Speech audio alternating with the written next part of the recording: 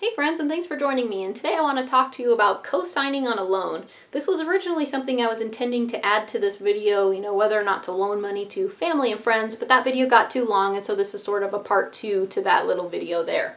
So, co-signing for a loan. When you co-sign for a loan, you're basically agreeing to be 100% legally obligated to pay back the money when the other person gets the money. So it's a loan that they get the money, and we are fully obligated to pay the money back. That is obviously a little bit of an issue because honestly, before we even consider co-signing for a loan, I honestly think that there are 3 questions that we should ask ourselves, and unless we can answer yes to all 3 of these questions, the answer to whether or not we will co-sign on this loan should be no. The first one is, this could potentially ruin your credit. Are you willing to let this ruin your credit and pay all of the consequences that come along with that? Not being able to get a mortgage, having trouble getting other kinds of loans, having your insurance on your car skyrocket because, a lot of your car insurance is largely based on your credit score. These types of things. If we're not willing to pay the price of having our credit tank, then we should really reconsider this co-signing. The second one would be, are you willing to make all of the payments? If they take out the loan and they don't end up paying it back, we might have to take over those payments in order to avoid having our credit be crap. Or if it's already doing so, we are still fully obligated to pay these payments. So think about how your budget is. We have all this money allocated toward these different things. If we had to make that payment, where is that money going to come from? Does it fit into our budget, and can we afford to make those payments? Again, the answer is no. Highly reconsider co-signing. And then the last one is, are we willing to pay off this loan? If we have the money to pay it off in full, or if we have to pay all of the payments until we finally see the end of it. Unless people are willing to say yes to all 3 of those questions, the answer to whether or not we should co-sign is basically no. And that really does put us at a lot of risk. Did you know that there is no legal obligation for the lender to go after the primary borrower first if there was a default? So if they took out the loan, they're supposed to be making payments, and you're just going on with your life. You don't even notice a thing. One day you get a knock at the door, and you're like, who is this? You answer it, and somebody shoves a handful of paperwork in your face and says, you've been served. And you're like, served? Oh, for what? And you look through it, and you're like, oh, the person isn't paying back their loan, and now I'm being sued. So you call them, and you're like, hey, how is it that I'm being sued for this? Were you sued first? And they're like, no, I wasn't sued for it. Why? Why did they go after the co-signer? Again, in most states, they are not required to go after the primary borrower first. And so when they look at their paperwork and they look at, their credit obviously is horrible, yours is better, and they're like, okay, well, they don't make very much money and maybe you do, they think they're more likely to get the money out of you, and so of course they're going to go after you instead.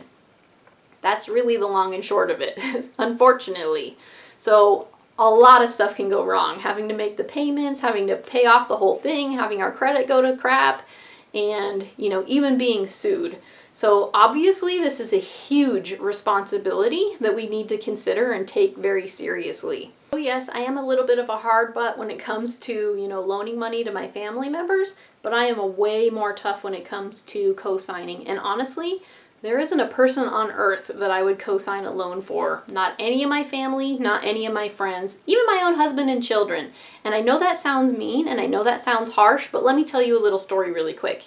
When I was 18, I went to apply for a credit card, and I was having trouble getting one because I had no credit yet. And most of the people required some kind of credit first. And I'm like, well, how are you supposed to get, a credit card, which is what I wanted to build up good credit? That was the whole point of why I wanted to get it.